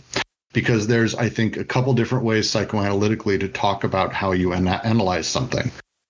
There is what I would call the very standard psychoanalytic reading, where you are looking at something, in this case, and I think very commonly through the Oedipal lens, through a very hyper-traditionalist, here is this man represents inside of the story structure, this is the father, this is the caring mother, here's the rebellious moment, here's the all is lost moment, things like that. It's a very, very standard story structure, and if you go back through the last, say, 100 years of film or 300 years of literature or whatever it may be, you tend to find very, very, very standard structures. In the last 40 years, there have been sort of another take in the psychoanalytic reading of things through the ideology and semiotics of things. And it's Zizek's sort of mentality very much goes that direction, where Jaws isn't about the father saving everyone, the lawman who does come back to eventually save the children from the corrupt officials and from danger that's outside, but instead is a reading of direct capitalism. And his version of psychoanalytic reading is, I think, different than what they're discussing here. But I'm happy if anyone would disagree with me on that point. So I mean, I think what they're emphasizing here is the very real movement of art. The fact that it's real, right? I mean, where psychoanalysis imbues a representational transcendence. What they're talking about is very imminent with the art itself, right? It's the fact that there's already transference in the art, right? The fact that you like something, the fact that you don't like something, the fact that it causes an effect for you, the fact that it doesn't cause an effect for you. There's already something very real happening there. So, you don't need to go further beyond that, right? You just need it's already affecting you in a certain way. I wanted to make a point about like that when they say Oedipal form, I think that they're sort of making a dual meaning where they're talking about Oedipal as, a psychoanalytic structure, but they're also talking about Oedipus as the guy who solved the Sphinx's riddle. So if you approach a text as if it's a riddle or you have to, figure out what meaning it's obscuring, that's part of, I think, the problem that they're critiquing. No? No, actually, I think there's a layer of that. There's a point there that because if we take what Varun says, and it does actually fit into the part of the previous chapter that stuck with me, where most confused. As for ideology, it is the most confused notion because it keeps us from seizing the relationship of the literary machine with the field of production. Because when we start actually doing the psychoanalytic analysis of art, even in Zizek's format of it, ultimately what we're doing at that point is we're actually separating the literary machine itself from the field of production by saying that it requires the analysis for it to become part of that symbolic order rather than it having its own pure immanence, which actually Varun's reading here, I think I can get on board with pretty quick, actually, the concept that, again, if we go back to the idea that they keep pushing, which is this is a materialist view of the world, deeply materialist, taking the Marxist sort of tradition and making it even more materialist than Marx did. Art and the immanence of it would be materialist as well. And therefore, the way it affects us doesn't need to be divined through semiotics and through symbols, but instead is directly something we deal with. Right. I mean, it's like, it'll be such a poor interpretation of a painting to go to the painting and measure, oh, look, this has this type of technicality of red. This has this type of technicality of blue. That's bullshit, right? It's not an analysis. Right. Let me go back because I want before you move on, and I know you've got a lot of points. Bringing up Turner here, I think, and his later works, it points to you being completely spot on this and is actually helping me understand it better. Because Turner's earlier works, I could absolutely break down, oh, look, to the ones you posted, for example, oh, look, there's a castle, there's a few horses. This is a lovely pastoral scene. The castle's slightly in disrepair, but it's showing blah, blah, blah. And I could talk through the concrete nature of literally what's happening and maybe what it symbolically represents. But as you move into his later works, especially Color of Theory, or my favorite's Theory of Color, but if you just do a sun setting over a lake, the reasons it has the emotional power it has when it connects with you. I like to tell the story of there's an artist, and I always fucking get his name wrong. He does specifically color things. Giant paintings that are blue that transition slightly into red to giant colors. I will get his name later. It's beautiful. Rothko, thank you. Yeah, Mark Rothko. Yeah, I've seen some of his work. It's really great. I saw it in books, and I had people analyze it for me. I grew up in Denver. We didn't have Rothko sitting around. When I finally got to go to Chicago when I was young and I got to go to a museum and see it for the first time, I almost cried. It's the weirdest thing to explain. Now, I can't explain that, and there's almost no way that I think anyone can explain the sheer impact that painting had on me, and why it had that impact. To me, I would analyze it and just say, oh, it's because of the size. It's because you could see literally every stroke in the entire thing and the passion that went into the simplest of strokes. It's amazing. But the desire to break it down is something that and define it and then turn it, as they would say, almost in that previous chapter, the desire for us to analyze it, pull it out like by ideology ultimately, turn it into signifiers, and then have the signifiers be the thing that is the production, rather than just allowing the painting itself to be the painting machine or the literary machine or that thing that produces its own flows direct. And I think I can get on board with that reading very quickly. Right. I just like to say that for me, the equivalent of Turner's later paintings in literature is Joyce's Finnegan's Wake, and so there you can see the complete breakdown of the form of the novel taking place, and then there's this kind of interesting anecdote about his practice, which was that he would just go through it and break the word, and take things that make sense and make puns out of them and so forth.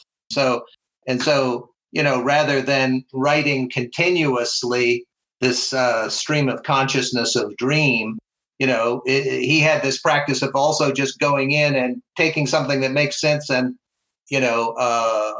making a pun out of it or whatever. Anyway, I just think it's an excellent example.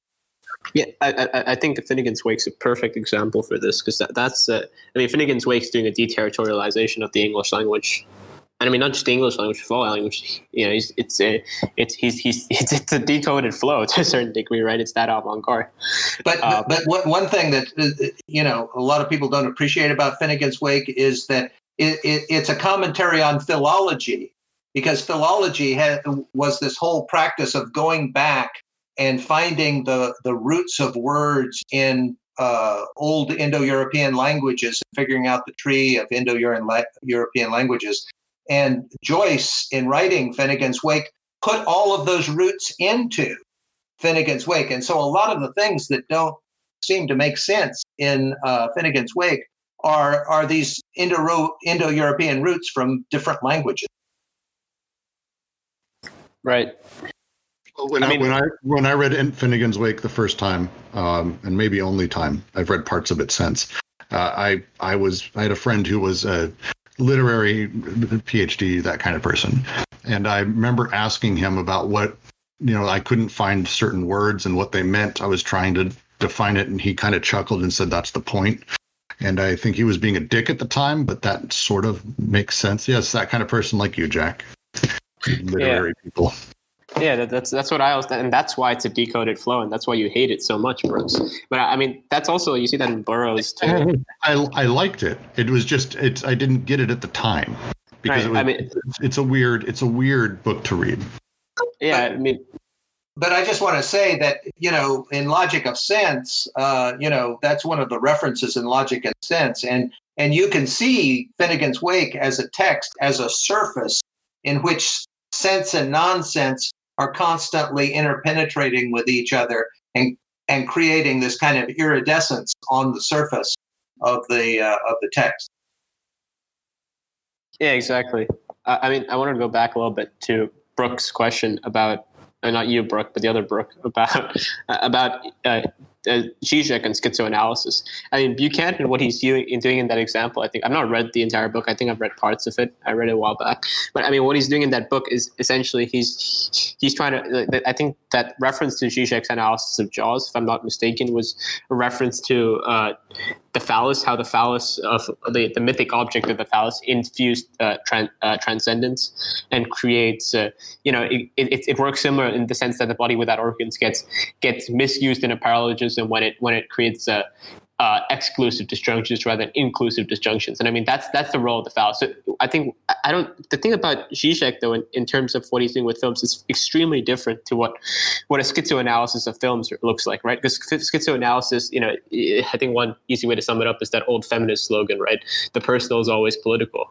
And it's not the best way to sum it up. It's probably horrible, but like one sentence, that's what I would give you. So, I mean, if you want to look at schizoanalysis, I think Buchanan actually has another book, which is all about schizoanalysis in film that Kent was actually gave a citation for. So I'll try and link that.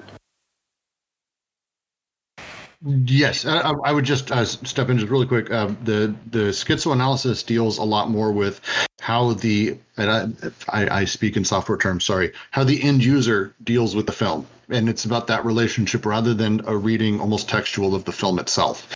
It's much more important as to that sort of the perception of how things are done when we talk about film. And then Cinema 1 and 2 get deeply into this. But and it's important to me because it's also been how I've done my sort of analysis of video games and interactive, but playing inside of that space of what that end user perceives versus what may be the direct textual reading, which is, I think, more standard and much more in line with the psychoanalytic view of how film or literature and things work, which is placing things into signs and symbols and divining the overall meaning through the simplistic way those interact. Yeah, I'll try and link it. So I just like to make an analogy here, which is, Finnegan's Wake's deconstruction of the novel is similar to what Deleuze and Guattari are doing in Anti-Oedipus in taking the schizophrenic as the limit of the development through the savage and the despotic sovereign and capital. And in that diagram that's toward the back, they're saying that this is the limit. The schizophrenic model is the limit, which then in retrospect informs our understanding of these previous models, in Western civilization. Yeah, I mean, I think that idea of the schizo being the limit is the perfect example, right? So you'll see the body without organs is the limit. It's the sense that, you're going to that spot where, meaning stops making sense.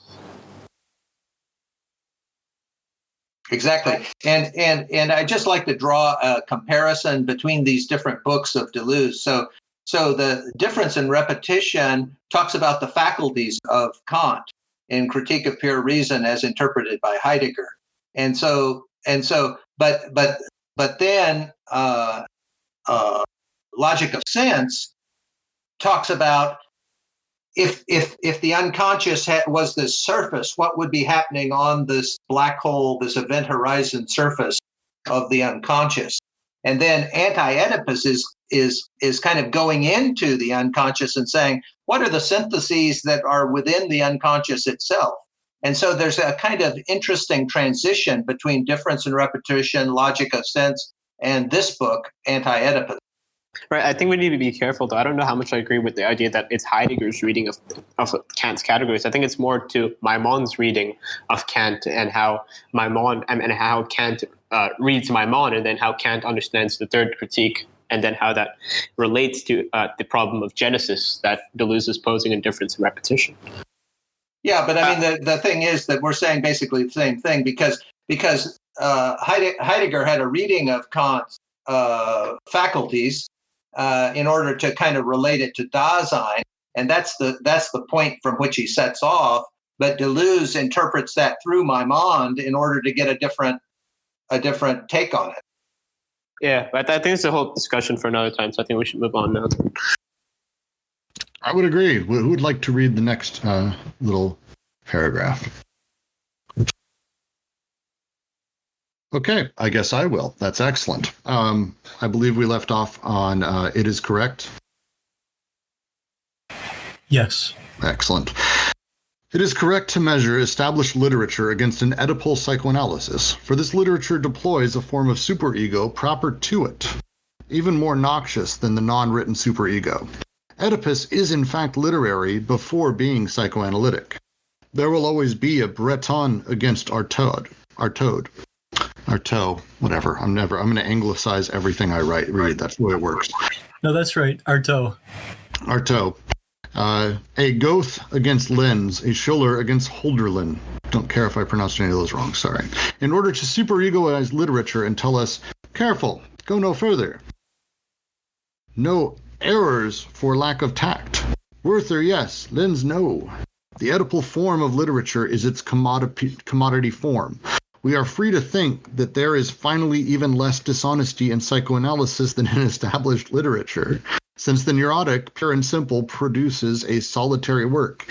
irresponsible, illegible, and non-marketable, which on the contrary must pay not only to be read, but to be translated and reduced. He makes at least an economic error, an error in tact, and does not spread his values. Artaud puts it well. All writing is so much pig shit. That is to say, any literature that takes itself as an end or sets ends for itself, instead of being a process that plows the crap of being and its language, transports the weak, the aphasiacs, the illiterate. At least spare us sublimation. Every writer is a sellout. The only literature is that which places an explosive device in its package, fabricating a counterfeit currency, causing the superego and its form of expression to explode, as well as the market value of its form of content. Right. I think Artaud famously had a falling out with André Breton, who's like that whole surrealist guy. Yes. Yes. This but paragraph, I like the idea. The Oedipal form of literature is its commodity form. I like that. It's interesting. But you were saying, sorry. Oh, I was just going to say that every once in a while I'm reading something Duluth says, and it's just like, it makes me think about like creative projects that I'm interested in doing, and it makes me think about creativity in a different way. And I was going to commend this paragraph for helping me to think about creativity, less about being like, there's something I want to say, and more about, well, there's just this process that I want to go through. Oh, yeah.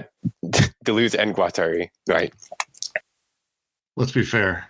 Everyone leaves Guattari out. It's fine. Yeah, I mean, I think there's a quote also, as I've been getting more into Guattari. I mean, he has a quote that Deleuze gave, and I think it's the introduction to psychoanalysis and transversality. Deleuze admits that Guattari went further than he did. Yeah, and I quite like Guattari, and I don't know why I left him out there. I apologize. Chaosophy is probably one of my favorite books that either of them has. The collection of essays is extraordinary. But I do want to just reread a couple of little parts of this.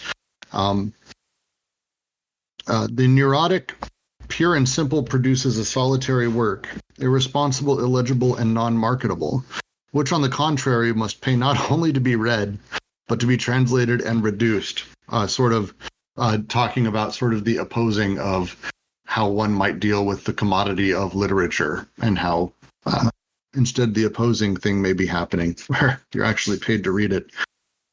I don't know. It strikes me as there's a form of writing and literature that exists in China. Tencent, sort of massive company there, pioneered it, and I put that word in just the biggest quotes. Every day, a writer will write a paragraph or a chapter, and people will pay him for it, a dime. I think it's pennies per page, per chapter. And they actually adjust what they're writing over time based on what the people are paying them. So it's like a hyper commodification of literature. And it is, some of the books it makes are genuinely the most horrific pablum you've ever read in your life. Almost a Tim and Eric level parody of writing. It just made me think of that for some reason. Wait, so I wonder, why does he say every writer is a sellout?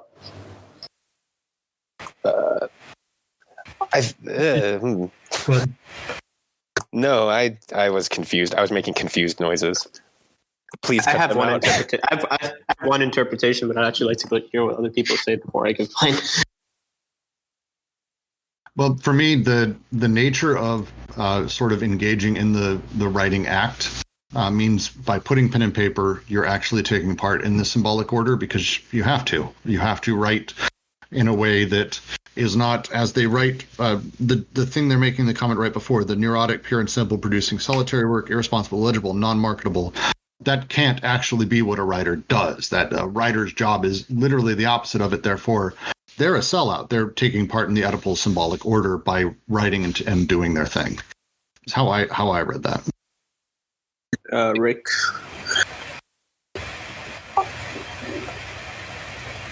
Jack of Hearts here. Yeah, I think one of the interesting ways you can approach this paragraph is to consider it from the standpoint of what they're saying in terms of the commodity form. So, right, like you can take that back to Das Kapital, Chapter 1, section 1, right? So at that point, literature as commodity, we're talking about the book as an exchange value and therefore representing so much labor value, which in turn has to be exchanged for so much labor value in a different commodity, which is to say that we're basically talking about literature in terms of what you can give up in terms of labor in order to arrive at some kind of meaning. And where I'm going with this is to say that if you take the commodity form into the relationship with money, right, we could go a little bit further and say we're talking about something in terms of socius and transcription, which is to say, like, at that point, the literary machine is in direct relationship with the socius. And if we're going to take that in the critique of Oedipus here in the Oedipal form, that means effectively the task of reading, the task of analyzing, and all that goes through the medium not only of capital, but of capital in relationship to the Oedipal, which is in and of itself a tremendous irony, given that the Oedipal, Oedipus Rex, right? We're talking Sophocles' Greek tragedy. We're talking about a piece of literature that psychoanalysis, particularly Freudian psychoanalysis, uses to understand people, and in that sense can also use to understand other texts, ironically. So right. If you talk that out, if every writer is a sellout, they're a sellout insofar as they're going to have to participate in this sort of neurotic element. Whereas to say, like, not only do they have to sell their book and at some level fit into not quite established form, but established form through its connection with what is acceptable, if you want to call it ideological, but what is going to sell and encourage people to trade their labor value for this exchange value, and therefore buy the book. If not, whether or not they read it is irrelevant. For example, I don't think many people read the Dan Brown paperbacks they buy. I certainly haven't read the one I was given. I think for me, it's their use of two words here in just two sentences. On the one side, they say every writer is a sellout, but then they go on to talk about literature. And literature, they have almost a deferential tone when they talk about the specific sort of medium. And so when they say every writer is a sellout, they're saying literally everyone starts from that point. You are, by taking part in this, you are taking part in this territorialization inside of the Oedipal commodification of experience down to a written form. However, if you want to make literature and you want to be like basically to undo this sort of sellout shittiness, put a bomb in there, fake it, put something inside of it that people finish and they read and they go, oh, fuck, and it changes them because you've created, as they put, counterfeit currency, causing the superego in its form of expression to explode, as well as the market value of its form of content. It's an interesting thing to read this sentence as a commentary on Anti-Oedipus itself, and to try to think of what is it that explodes? What is it that is the fabricated counterfeit currency? And, what is that in Anti-Oedipus? What tricks have they played on us in Anti-Oedipus? Just to respond to Brooks, I think the key to understanding what they're talking about is when they say at least spare us sublimation, and the references to superegoizing. So there's this way in which right, once you move into the neurotic and psychotic, you begin to develop a relationship with the superego. And that's important because the superego is going to determine how you participate in society and abide by certain social rules, right? So we're talking second synthesis, laws versus commandments, the paralogism versus the syllogism here, which is to say, if writers are sellouts, it's in this process of sublimation, which is to say, it's like you see this in movies all the time where somebody wants to be an author to live this, authentic life and to make a living through their work. And, it's just, they think that by being a writer, they're going to engage in the system without engaging in it, right? They're going to somehow get out of it by getting into it. And that's just simply not the case. They're going to go through the machine and the social production and the social act of sublimation and repression that comes with it, right? So I would say, I think we want to be careful, because when it comes to writing literature in that, or making art in that, I think there's a level too where it's not being a writer. It's very difficult to get into, but I think it comes with not participating in the super egoizing and therefore the sublimation, which Deleuze and Guattari go so far as to say, at least spare us the sublimation. Right. I mean, I think all of this can be actually be reduced to one. I mean, it's coded in a certain way, right? Every time you put a form of communication onto a book, it's coded into one familiar similarity. It's coded into one sort of symbolic order, and it's coded in one specific way on the socius. So I guess I agree with Brooks's point and all you guys' points, right? That it's specifically coded in such a way that it's comprehensible rather than a decoded flow every time you put something on paper. Yes, and again, that's why people are co-opted, right? The author can be co-opted, whether it's through interpretation or through direct participation in social repression. Ezra Pound being a very easy example of that, in both an ironic and non-ironic sense. But to give an example too, like, yeah, there's bombs in that, but you could also, Umberto Eco in Foucault's Pendulum has this great line where he goes to a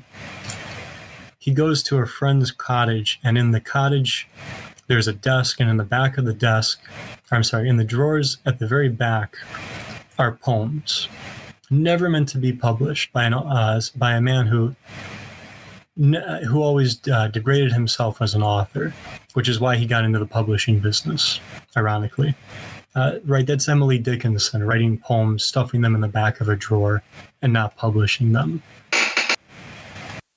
Right, with that, so we want to move on then to the next paragraph. Spent a while on this paragraph.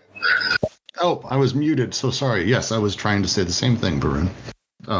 Let's move on. Would anyone like to read the next paragraph? Sure, I can go ahead. Go for it.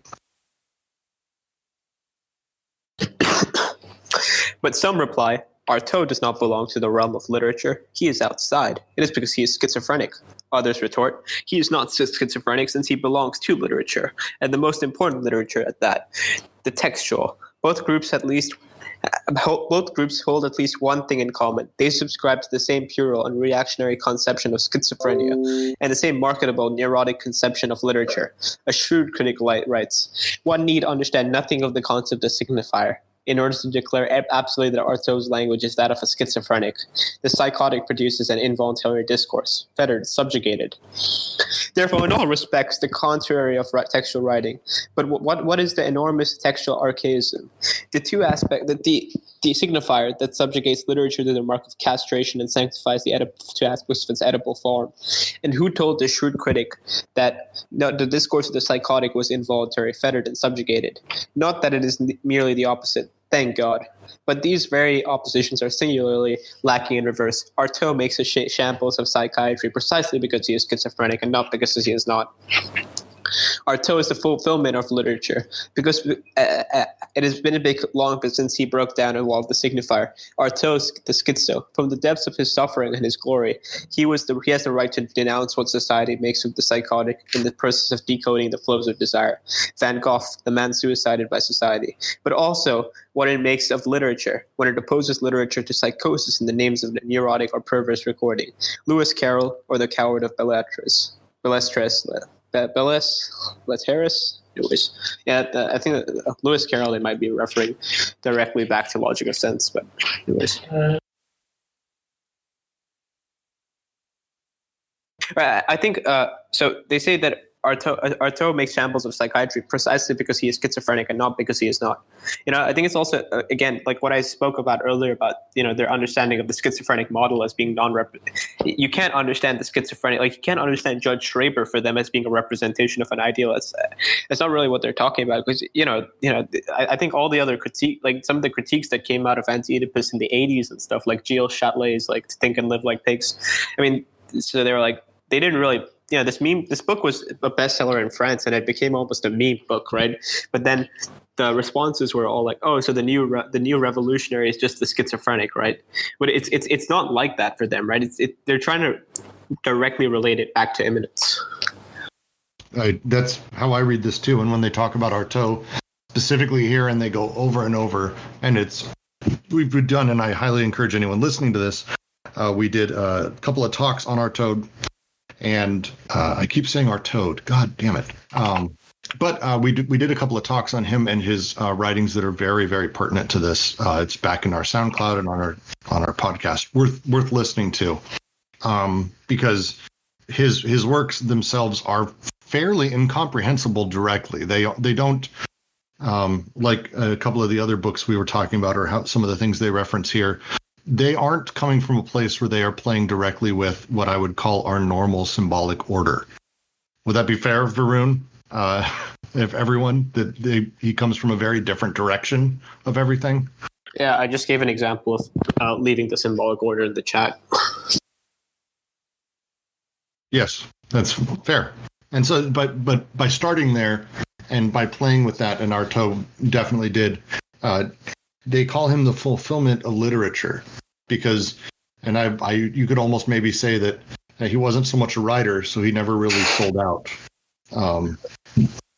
Right. I mean, but that's the idea that it's the schizophrenia is the limit.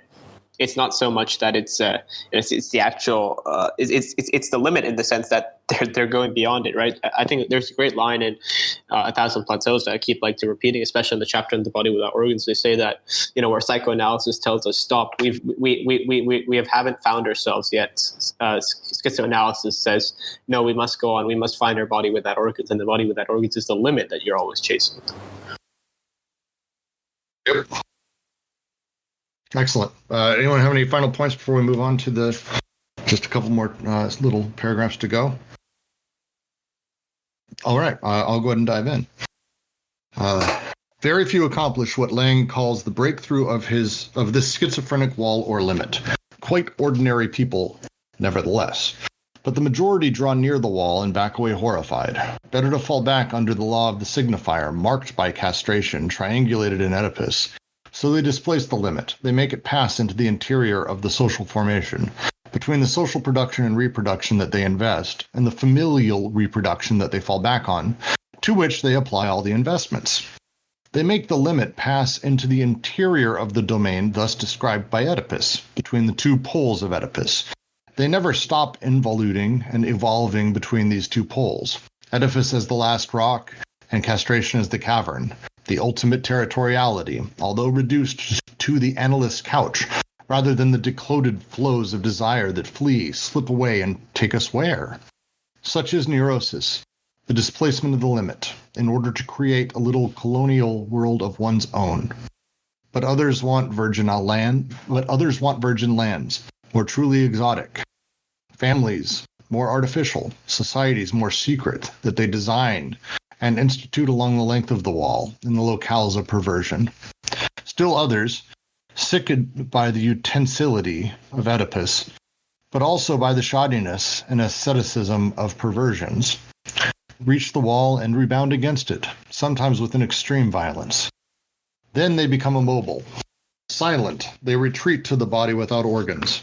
Still a territoriality, but this time totally desert-like, where all desiring production is arrested, or it becomes rigid, feigning stoppage. Psychosis. That's such a fucking good paragraph. Why do I think of Marvel movies? I feel like. It's because you've been subjugated. Well, it just feels like they're talking about as people approach the wall, how they react to it and what they return to feels so particular here, and how people deal with Right. I mean, I think it goes back to that idea that people get stuck in ruts, right? And I think also the conservatism shows you that not everyone passes through this limit. It's only a certain few that really reach that point of the limit. I'd like to mention Melville. He wrote this book called Marty, which is a kind of failed novel. And in this book, he tries to take the position of the islander and see them as philosophers, and then what would their philosophy have been like, and what would their position toward the Western worldview been like? And so it's a very interesting kind of meta novel that is about this kind of thing of coming up to the wall and trying to traverse it, and the fact that it's like a failed novel kind of it makes it even more interesting in some way. So I wanted to respond to the question of displacing the limit. So if you recall, in the previous section, Deleuze and Guattari make the point that Kerouac, Miller, and all these other authors go very far, but at the last, as they're moving, they have the problem of being, if you want to reterritorialize would probably be the proper term, but they come right back into the same, what we're tempted to call ideology. They come right back into the elements of sort of social requirements, if we want to use that, as opposed to Artaud, who is the fulfillment, which is the right. So Artaud is doing what they couldn't do, which I think is not just the glossolia and all that, where it's tempting to say like, oh, because he's incomprehensible. I think it's not that he's incomprehensible. I think it's that when you read a text like to have done with the judgment of God, you find it extremely difficult to just lay on the meaning of the text. So like when I first read Karl Marx, my initial thing was, oh, look, here's alienation, and here it is again.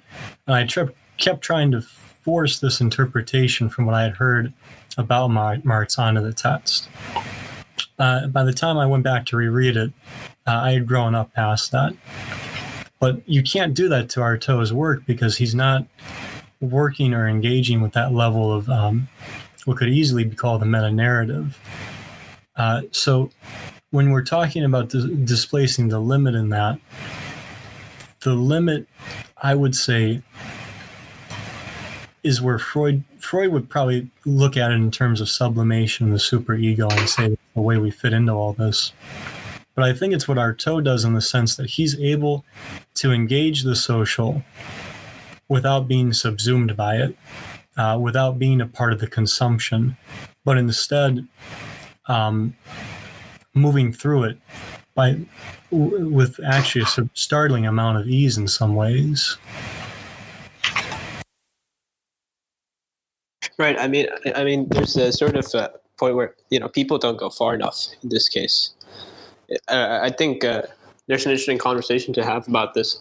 I think Taylor Adkins and Joseph Wiseman did a good podcast on like some of this. I forgot the exact episodes. That episode where they had that, what's his name, that hack, that village idiot, the bullshitter, Justin Murphy, right? They talk about this pretty much in that episode. We should have Taylor come back and talk actually through this with us, because I think it would be worthwhile. Let's hit him up and see if he'll join tomorrow, actually. I'm going to go ahead and continue reading, though, so we can keep getting through this. Apparently, yes, we know you don't like Justin Murphy. These catatonic bodies have fallen into the river like lead weights, immense transfixed hippopotamuses who will not come back up to the surface. They have entrusted all their forces to primal repression in order to escape the system of social and psychic repression that fabricates neurotics. But a more naked repression befalls them that declares them identical with the hospital schizo, the great autistic one, the clinical entity that lacks Oedipus. Why the same word, schizo, to designate both the process insofar as it goes beyond the limit and the result of the process insofar as it runs up against the limit and pounds endlessly away there? Why the same word to designate both the eventual breakdown and the possible breakdown and all the transitions and the intrications of the two extremes? In point of fact, of the three preceding adventures, the adventure of psychosis is the most intimately related to the process. In the sense of Jasper's demonstration, when he shows that the demonic, ordinarily repressed, erupts by means of such a state or gives rise to such states, which endlessly run the risk of making it topple into breakdown and disintegration.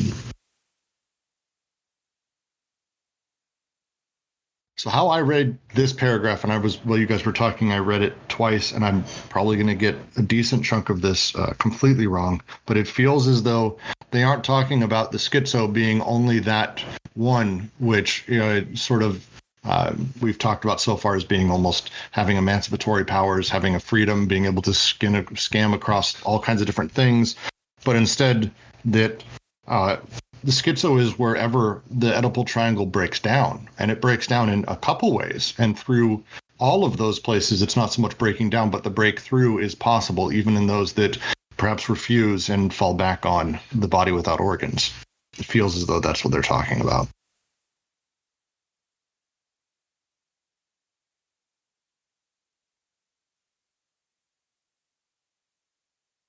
If anyone has another view of that, feel free. It just feels like they just want to make sure that we are not simply throwing out the catatonic bodies that have fallen into the river like lead weights as though they are, debris left behind, but instead that they also have the potentiality inside of them. Since it is also where breakdown and disintegration happen. Is my mic working? Okay. Apparently it's working. Fuck you, park bench. I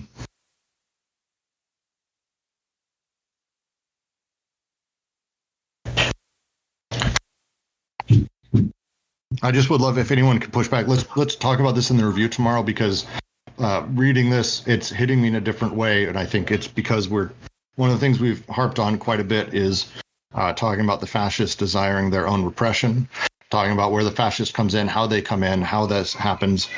It feels like this paragraph is very much talking about, it's not that the schizo is not just purely this one emancipatory bright figure, but that everyone who has broken down actually has that potentiality in them. Well, fair. Careful how we use fascism. I'm more trying to talk about the repressed masses, the how to put it, the lumpen proletariat. Maybe another better word. Right. I think the best word is Spinozism. Say again. Spinoza. Yeah, that's the perfect way to describe it. Oh yes. Yes, actually, and so let's make sure we discuss this tomorrow, because I think it feels like an important point. I'm not going to be able to fully vocalize because we are passing 2 hours pretty solid here. So let's read the last paragraph and then have last notes and get through that.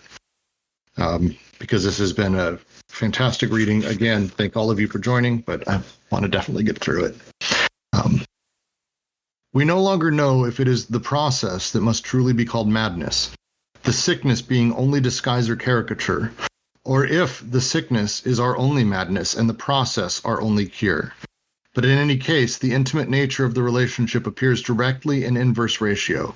The more the process of production is led off course, brutally interrupted, the more the schizo as entity arises as a specific product. That is why, on the other hand, we were unable to establish any direct relationship between neurosis and psychosis.